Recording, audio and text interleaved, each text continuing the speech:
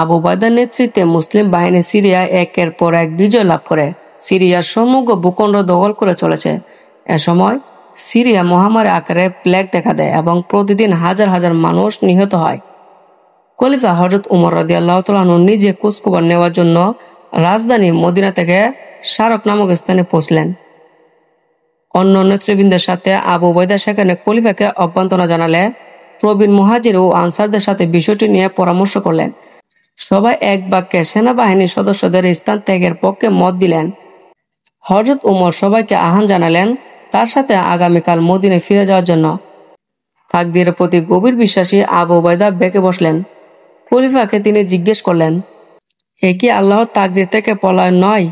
খলিফা দুঃখ প্রকাশ করে বললেন, আফসোস, আপনি ছাড়া কথাটি অন্য কেউ যদি বলতো। হ্যাঁ, আল্লাহর তাকদীর থেকে পালাচ্ছি, তবে অন্য এক তাকদীরের দিকে। আবু উবাইদা তার বাহিনী সহ সেখানে থেকে গেলেন। খলিফাতুল মুসলিমিন হযরত উমর মদিনা পৌঁছে দূত মারফত আবু উবাইদাকে একখানা পত্র পাঠান।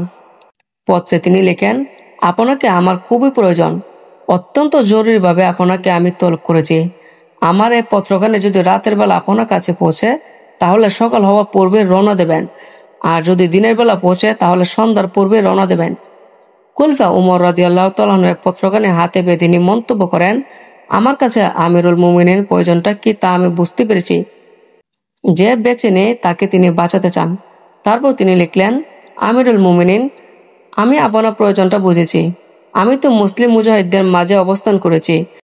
তাদের উপর যে মুসিবত আপতিত হয়েছে তা থেকে আমি নিজেকে বাঁচানো প্রত্যাশী নই। আমি তাদেরকে ছেড়ে যেতে চাই না যতক্ষণ না আল্লাহ আমার তাদের মধ্যে চূড়ান্ত ফয়সালা করে দেন।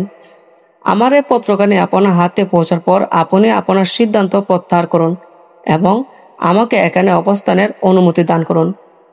হযরত উমর এই পত্রখানি পাঠ করে এত বেকুলভাবে কেঁদেছিলেন যে তার চোখ থেকে জর্জর করে অশ্রু গড়িয়ে পড়ছে।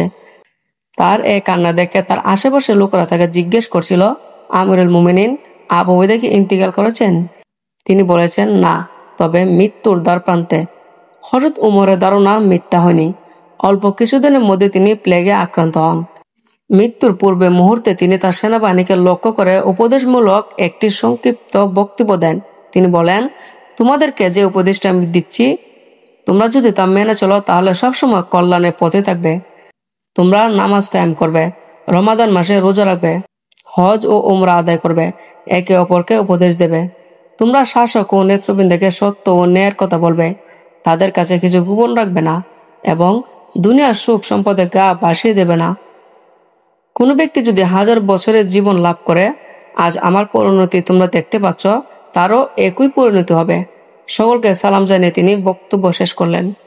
অতঃপর মুয়াজ ইবনে জাবালের দিকে তাকিয়ে বললেন, মুয়াজ, তুমি নামাজের ইমামতি করো।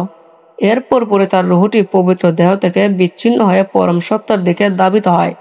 মুয়াজ উঠে দাঁড়িয়ে সমবেত সকলকে লক্ষ্য করে বলেন, হে লোক সকল, তোমরা এই ব্যক্তির তিরুদানের ব্যথা ভারাক্রান্ত। আল্লাহর কসম, আমি এই ব্যক্তি থেকে অধিক কল্যাণদীপ্ত, বক্ষ পরিচ্ছন্ন হৃদয়, পরকালের প্রেমিক এবং জনগণের উপদেশ দানকারী আর কোন ব্যক্তিকে জানি না। তোমরা তার প্রতি রহম করো, আল্লাহ তোমাদের প্রতি রহম করবেন।